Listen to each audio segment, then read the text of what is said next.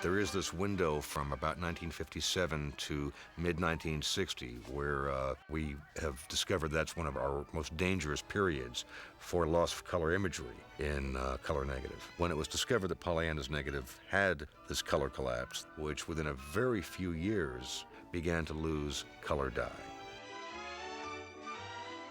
Walt Disney, I think, was the first of the Hollywood producers to really appreciate what television could be and what it meant to the afterlife of his films. I think he knew that he was making films that would be evergreens and be perennials.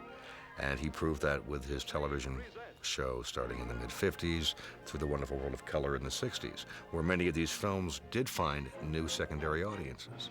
Movies in the old days were seasonal. They were like a newspaper or a magazine.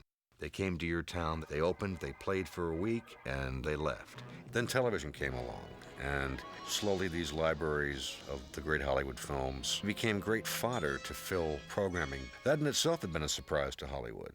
And when they realized that the libraries of films that had been lying dormant for years, suddenly they could sell them to new audiences on television, well, that was kind of a interesting wake-up call. And suddenly today, they have a new penetration through cable television, through DVD, home video, satellite television.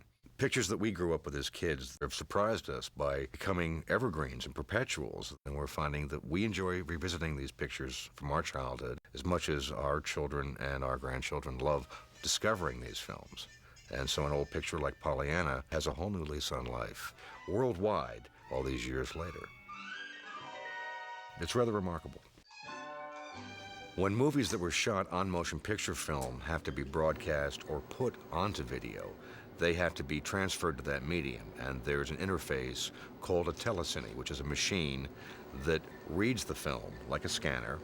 A little bit of work has to be done to clean them up, usually going back to your best original elements and reprinting, refurbishing, cleaning them. And with the advent of today's sophisticated film-to-tape machines, we're finding that if you can restore a film from its original elements, both picture and sound, it can look as fresh, often better than a film that was just made last month. When I came to the studio in 1991, we were in the middle of a preservation and restoration program to prepare the bulk of the Disney films and shorts for the first big wave of home video. Pollyanna was one of the first films I worked on, and that's when it was discovered that there had been severe fading of the negative. And before we go into that, we should talk about how film imaging is made.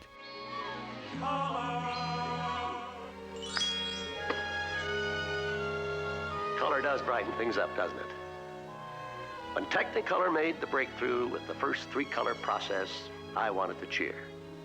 Flowers and Trees was the first full-color film to hit the motion picture screen. It made quite a splash.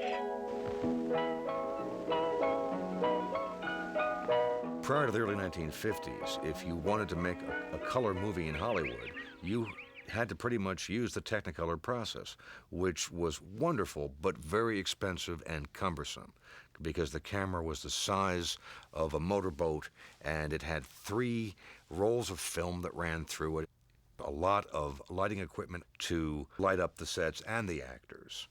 To explain this, maybe we should step back into Pollyanna.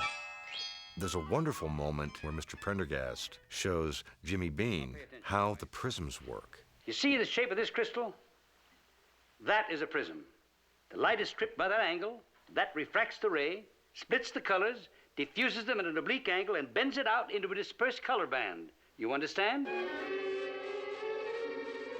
What he means is, the sun comes through here and paints a rainbow, you see?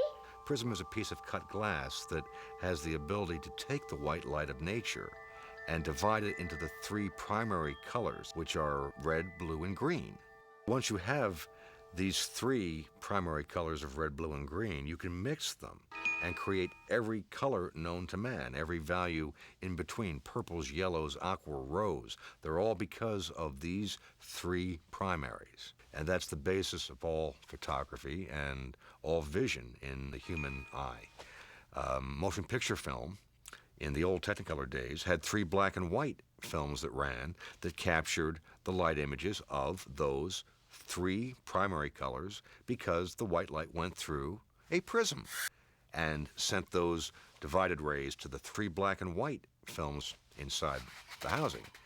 The other component of the classic Technicolor system was their printing process, which transferred color dyes, red, blue, and green, or yellow, cyan, magenta dyes, which are the complements of the red, blue, green primary colors. And those are the dyes that are then used in printing with colored light. They're like 3 different negatives all together, all atop each other, onto a release print to give it your positive. Color negative, when it came along, took that idea and put the 3 films on one strip of film, and essentially contained 3 layers on one, where it is a chemical dye. So a film like Pollyanna would not have been shot with that old, cumbersome 3-strip camera. It would have been shot with a color negative. You could shoot with half as much light, and that was a great thing for cameramen. It freed them up, gave them more flexibility. What we did not know at the time was that the price of that extra bit of speed was a less stable color negative. And the chemical dyes are the ones that have more propensity to fade. And as a result, many, many films from that era that have severe color fading today. Oh, my God. There was no reason to discover the condition of Pollyanna's negative until the restoration was undertaken in '91. And that's when it was discovered that there had been severe fading to the yellow dye layer of the negative. And you can see that all the whites have taken on a warm yellow hue to them. The flesh is too warm. The shadows are beginning to open up and give kind of a bluish purple color. And there's no way you can conventionally print this and offset those color losses. One thing that Disney's always done to protect these negatives would be to make silver separation protection masters when the films were new, through a process of separating out those 3 layers photographically to printing matrices. This means you print through a color filter a record of each of the 3 primary colors for the full length of the film. These are the separation masters, and these do not fade like the dyes of the original negative or prints. So in theory, these materials will survive 200-300 years even, and will yield a color that is very similar to the original. Not bad, is it? It's not bad at all. When we go about retrieving the color from the separation masters, you go from the blue master and retrieve back from that with a blue filter, and you retrieve back from the green master with a green filter, and you retrieve back from the red master through a red filter to a new piece of color negative that reproduces the color as it was originally intended. And so when it was discovered that Pollyanna's negative had this color collapse, that's indeed what we did, was to pull up the 1960 separation masters, and that's when we discovered yet another fly in the ointment. The masters were printed back, and some very strange things happened. Haley Mills' blue eyes were now exorcist green.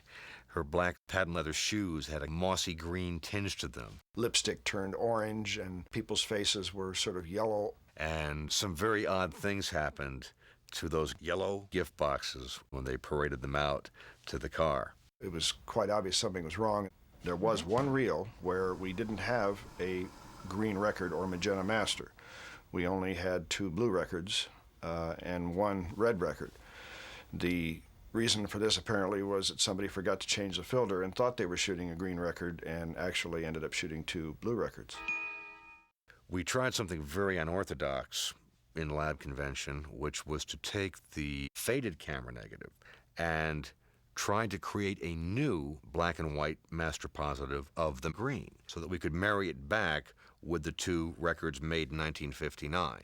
Fortunately, the green layer was in pretty good condition on the original negative, so we were able to re-register that color and make a new separation positive of green information and register it to the other blue and red records and bring about a reasonably good internegative. So we successfully did create that. We now have color back on a normal scale. The clerk's black dress suit is black. Haley's dress is white. Her eyes are their proper blue. Her blonde hair is its proper color. You don't have any of the false, funky colors that we were seeing from the original masters or the corrupted color that's plus yellow in the camera negative. If there was any lesson I learned as a film preservationist in restoring Pollyanna, it was to always check preservation materials when you make them. Don't make them assume they're correct and put them away to let the next guy worry about them, or the next century worry about it. It's kind of like not checking your babysitter's references before you have her come over for the evening and leave your children with her. Come on, don't dawdle. There's a lot of work still to be done to preserve these films. Disney and most Hollywood studios really support the restoration of their film libraries. There are a lot of compelling reasons why we want to keep our films. They're part of us. They are a document for what we thought, what we wore, where we were going, and where we were. We love stories, and if we don't take care of the physicality of these films in the long haul by keeping them well, storing them well, working on them periodically, we do run a risk of having them survive in less than optimum quality, or in the worst cases, being lost altogether. We want to see Pollyanna the way David Swift and Walt Disney told it, and the way Haley Mills played it. If Pollyanna were to be lost, we'd be a little bit poorer.